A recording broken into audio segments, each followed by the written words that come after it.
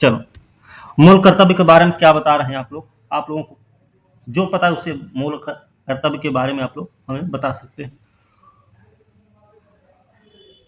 कोई है? जी बताइए अन्नू। सर सबसे पहले ये मूल कर्तव्य को रूस से लिया गया है और ये भाग 4 में है नहीं हाँ भाग 4 में है और अनुच्छेद 51 का क में है। और जब संविधान बना मूल कर्तव्य पहले 10 था और 42वां संविधान संशोधन 1976 ना उसके द्वारा 11 एक ऐड किया गया। नहीं 86वां 86वां 2002 में एक ऐड किया गया। और कोई कुछ जानता है? सर नॉन ये रूस से जस्टिसेबल लिया है गया है और बीपीएससी। सरदार स्वर्ण सिंह समिति के अनुशंसा पे इसको ऐड किया गया संविधान में।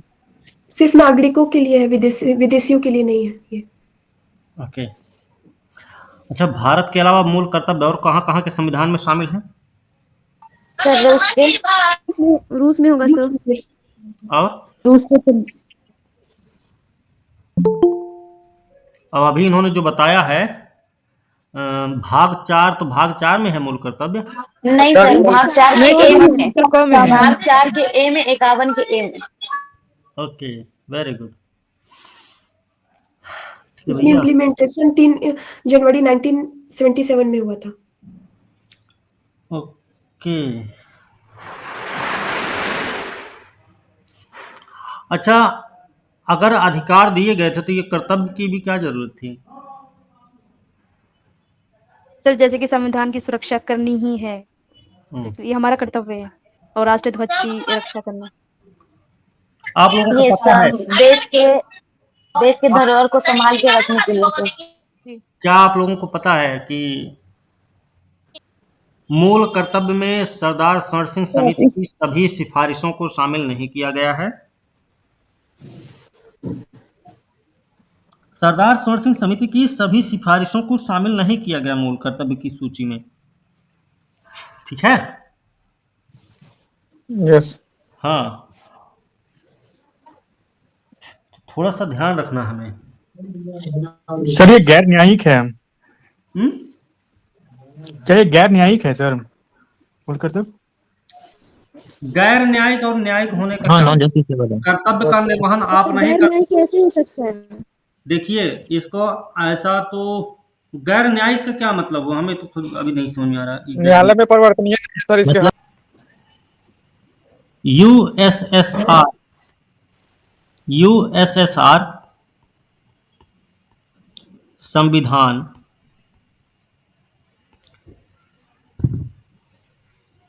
से लिया गया मूल कर्तव्य भारतीय संविधान में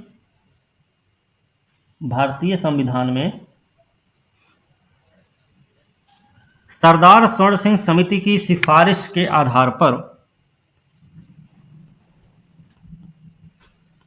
सरदार स्वर्ण सिंह सिफारिश के आधार पर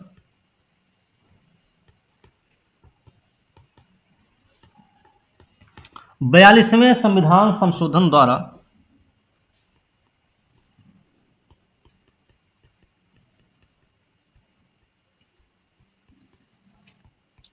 द्वारा संविधान के भाग 4 का और अनुच्छेद 51 क में शामिल किया गया।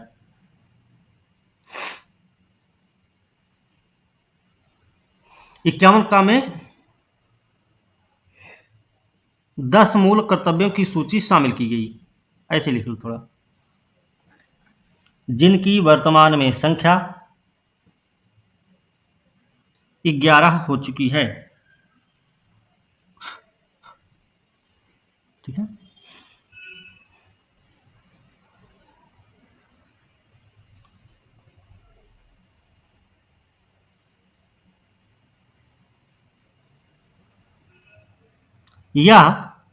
यह भारत के अलावा जापान के संविधान में भी वर्णित है।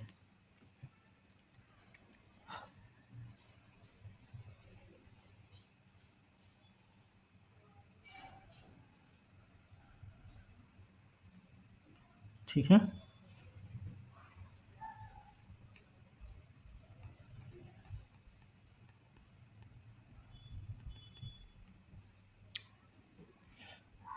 विशेषता,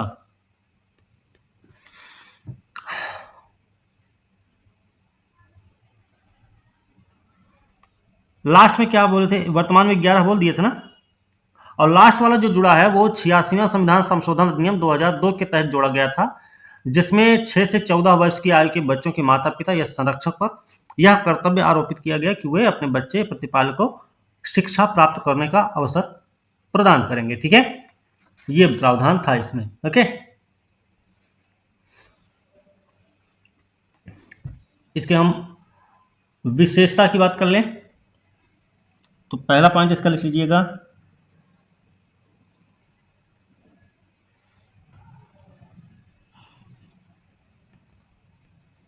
स्वतंत्रता संग्राम के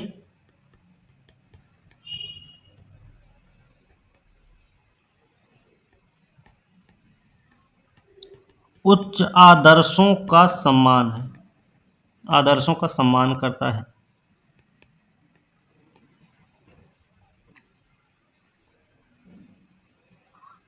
क्या उच्च आदर्श रहे होंगे? स्वतंत्रता, समानता, बंधुत्व, एकता, है ना, यही सब, भेदभाव समाप्त हो, ऐसे कुछ ऐसी चीजें ये रहे हैं। ओके, इसके अलावा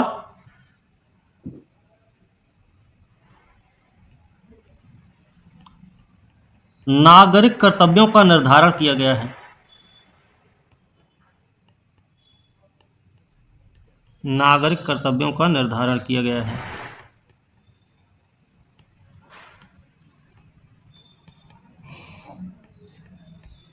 नागरिक कर्तव्य क्या क्या है?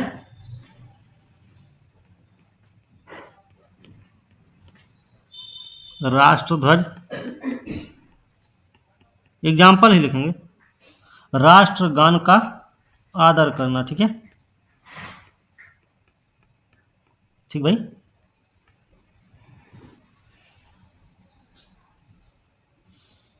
मूल कर्तव्य सिर्फ और सिर्फ नागरिकों के लिए हैं।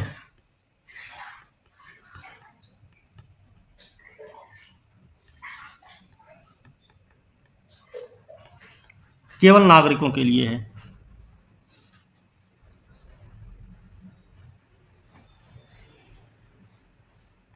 ये भी क्या है? गैर न्यायिक, गैर न्यायिक है।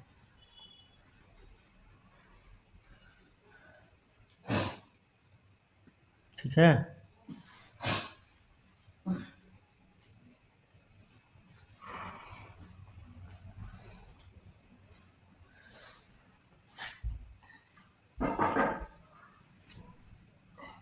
फिर भारत की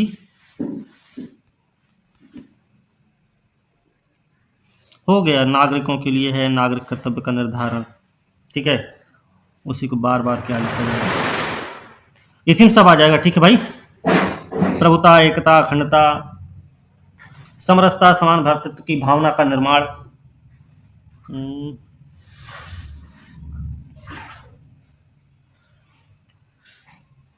ठीक है, इसमें सब आ जाएंगे ये जो नागरिक कर्तव्य है। ठीक है ना, इसमें कई सारे पॉइंट अपने आप से लिख सकते हैं आप। एक चीज और इसमें लिख सकते हैं, ये जो कर्तव्य है ना, कैसे हैं? भारतीय परंपरा, भारतीय परंपरा, पौराणिक कथा, पौराणिक कथा,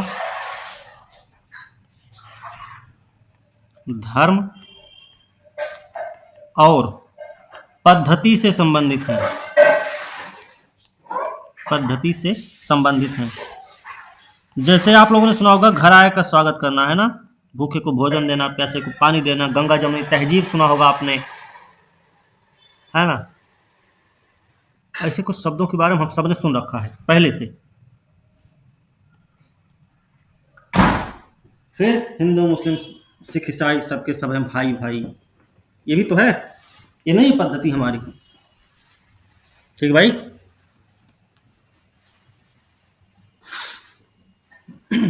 तो ये इन सब से संबंधित है ये कर्तव्य, चाहे भारत का पहाड़ी राज्य कोई हो, चाहे कोई पठारी राज्य मैदानी राज्य हो, या फिर कोई मरुस्थली राज्य हो, सबके लिए। ओके।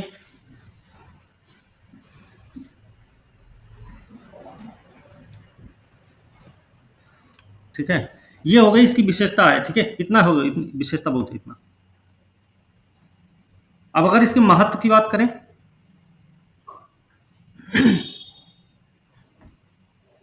इसका महत्व क्या है?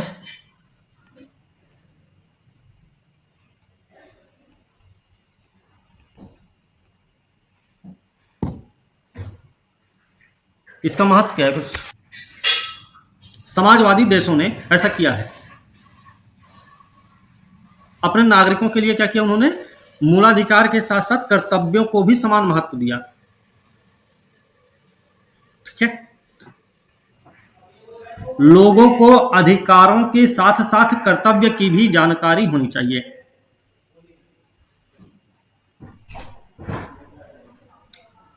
लोगों को अधिकारों के साथ साथ कर्तव्य की भी जानकारी होनी चाहिए।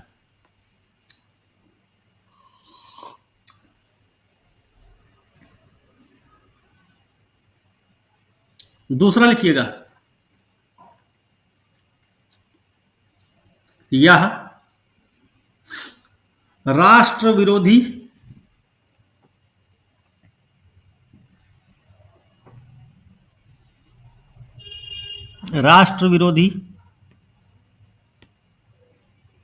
और समाज विरोधी गतिविधियों के खिलाफ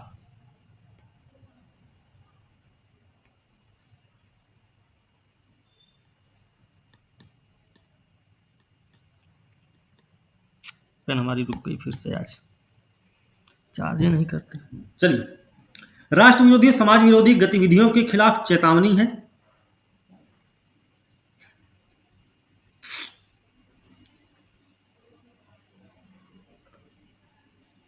ठीक है,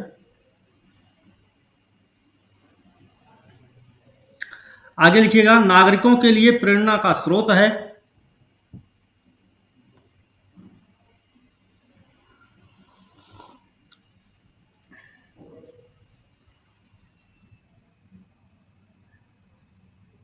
अगला पॉइंट लिखिएगा, यह अदालतों को किसी विधि की संवैधानिक वैधता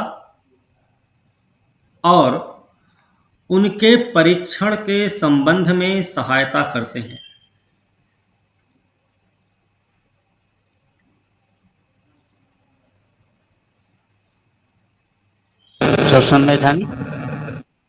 संवैधानिक वैधता और उनके परीक्षण के संबंध में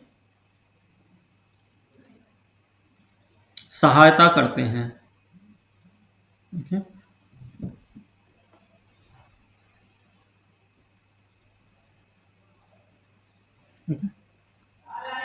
लिखिए आगे, सहायता करते हो गया। अगला लिखिएगा, विधि द्वारा लागू किए जाने के कारण अपूर्ण होने पर या असफल होने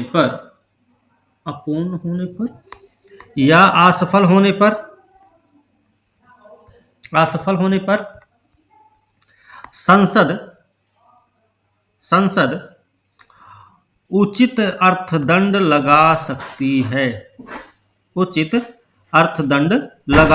है। ठीक है ना, हो गया।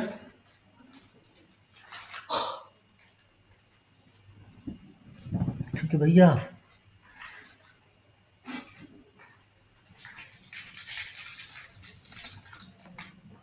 हो गया। ठीक है, जी सर। इसमें अब लिख लीजिए इसकी आलोचना भी लिख लीजिए। ये हमारा चल गया। तो अच्छा, ये भी अपने मन मन का मालिक है लगता है हमें, जब इच्छा होती तब चल जाता है, नहीं तो फिर अपना रुका ही रहता है। ठीक है, पहला पॉइंट लिखिएगा, कर्तव्यों की सूची अपूर्ण है या पूरी नहीं है।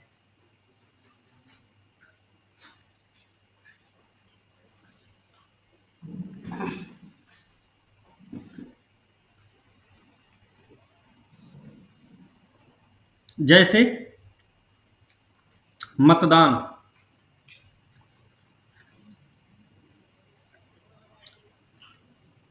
कर अदायगी,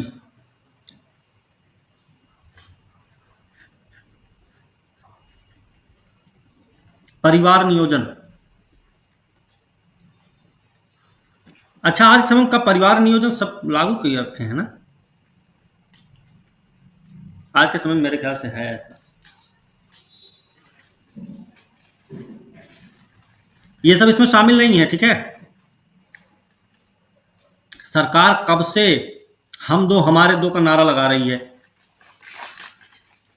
हम दो हमारे दो करते करते हम सब आज चीन से भी आगे निकल गए हम, है ना।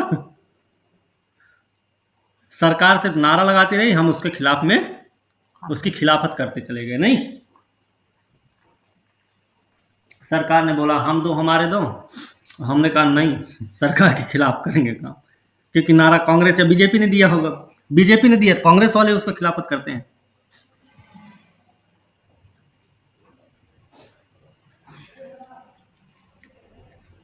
ठीक है, परिवार नियोजन में हमारा कर्तव्य है। ओके,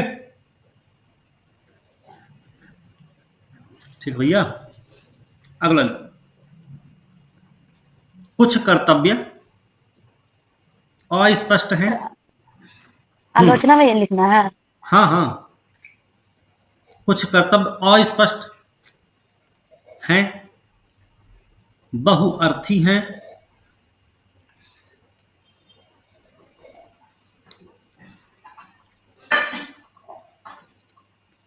और आम व्यक्ति के लिए समझने में कठिन है।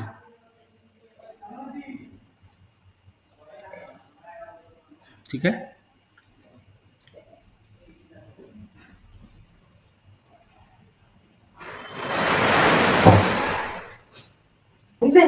सर और के बाद क्या है, किस व्यक्तियों के लिए? आम व्यक्तियों के लिए, आम जी, हो व्यक्तियों गया। के लिए ये ठीक है। समझने में कठिन है। हमारी सामाजिक सांस्कृतिक गौरवशाली परंपरा का महत्व समझें, उसका परिरक्षण भी करें। एक तरफ वैज्ञानिक दृष्टिकोण को बढ़ावा देने की बात की जाती है, तो दूसरी ओर यह भी बोला जाता है नहीं नहीं, नैतिक मुद्दा ना शामिल होना चाहिए, ध्यान रखना थोड़ा सा, नैतिकता के मुद्दे को भी लाके खड़ा कर लेते नहीं।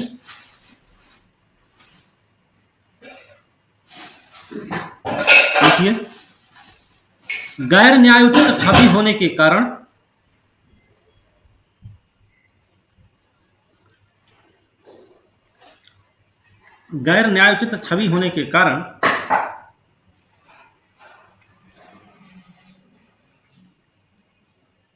इसे नैतिक आदेश करार दिया गया।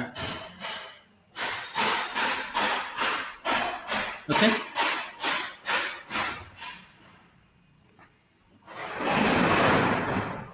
ठीक है भाई।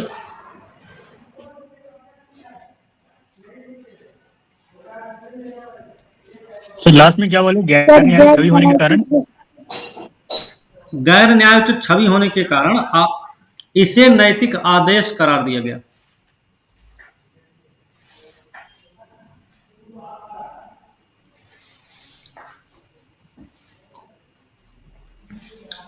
आगे लिख लीजिए,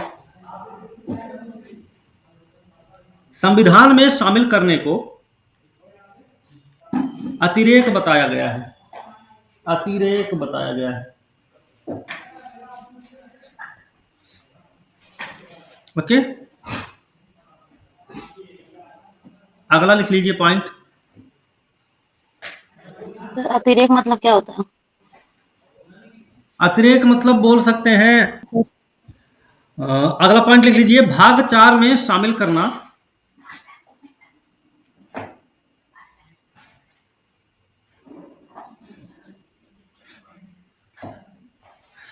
भाग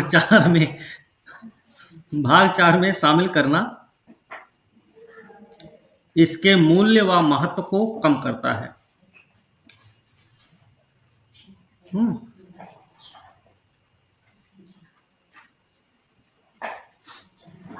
ओके, सर इस लाइन को थोड़ा फाइन कर दीजिए ना।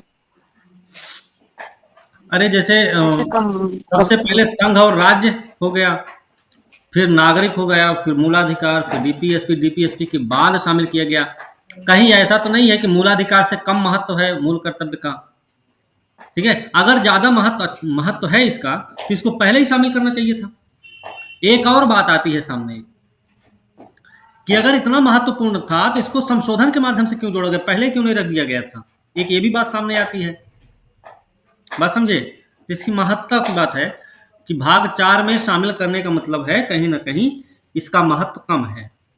इस बात में भी आलोचना होती है इसकी, ठीक है। ठीक है, फिर और इसमें कुछ रह गया है? और तो कुछ नहीं रह गया, सारा कुछ हो चुका है, ठीक है। ये ना थोड़े से प्रश्न देख लेते हैं। जैसे मान लीजिए एक यही वाला प्रश्न हो जाए, संविधान के भाग 4 में मूल कर्तव्य को शामिल करना इसके मूल्य और महत्व को कम करता है। विवेचना कीजिए।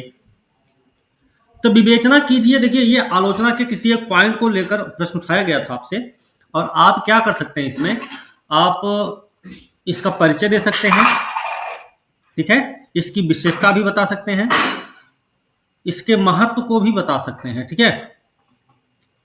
इन सबको बताने के बाद आप जो ये सब जिस जो प्रश्न था, स्टेटमेंट था, उसी स्टेटमेंट के आधार पे आप अपना निष्कर्ष भी दे सकते हैं, ठीक है। बात समझे ना। हालांकि इसको बाद में शामिल किया गया था, लेकिन इसका मतलब ये नहीं है कि इसका महत्व और मूल्य कम है, ठीक है। इस तरीके से आप अपने उत्तर का वो कर सकते हैं, सपोर्ट कर सकते हैं, ठीक है। एक प्रश्न तो ऐसे बन जाए। ये प्रश्न आया हुआ है, फिलहाल पूछा गया यूपीएससी में, ठीक भाई। सब लोग इसको थोड़ा ध्यान रखिएगा। देखो जितने भी हम प्रश्न बोल रहे हैं ना, हमको लगभग प्रश्न याद हैं।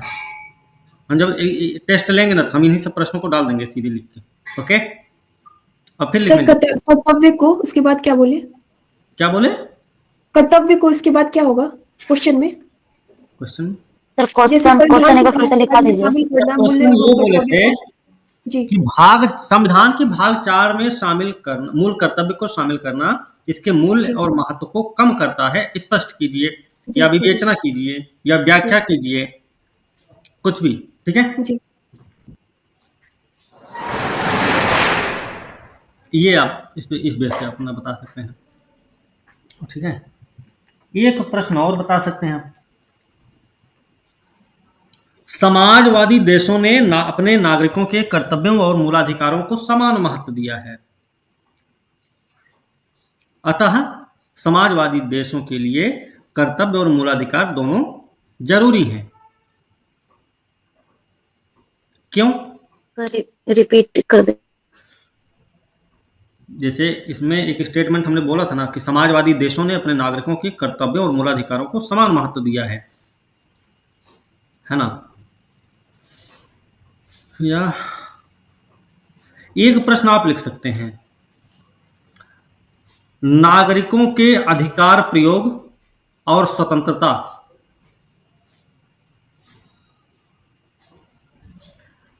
नागरिकों के अधिकार प्रयोग और स्वतंत्रता उनके कर्तव्यों तथा दायित्वों के निष्पादन से अविभाज्य हैं।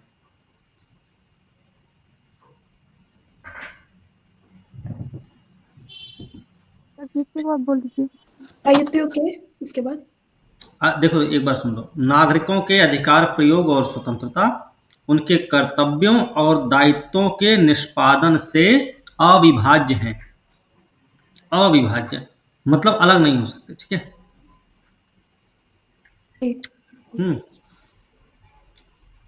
तो आप इसमें भी लिख सकते हैं अच्छे से, ओके। दोनों के महत्व बता दो, उपयोगिता बताओ, अपना इस प्रश्न को निपटा दो निष्कर्ष देकर, ठीक है। ऐसे कर ठीक है, अभी और प्रश्न हमको याद नहीं आ रहे हैं। एक और लिख सकते हैं प्रश्न, जैसे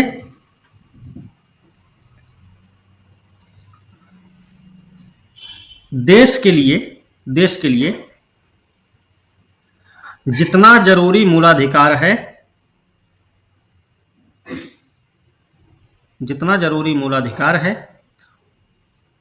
एक मिनट रुकिएगा। तो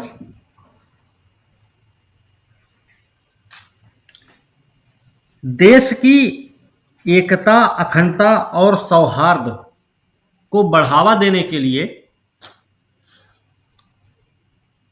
जितना जरूरी मूलाधिकार है, उतना ही जरूरी मूल कर्तव्य भी है। सर फिर से बोल दीजिए, नहीं समझे। क्या बोले थे भाई? बोल दो एक बार कोई।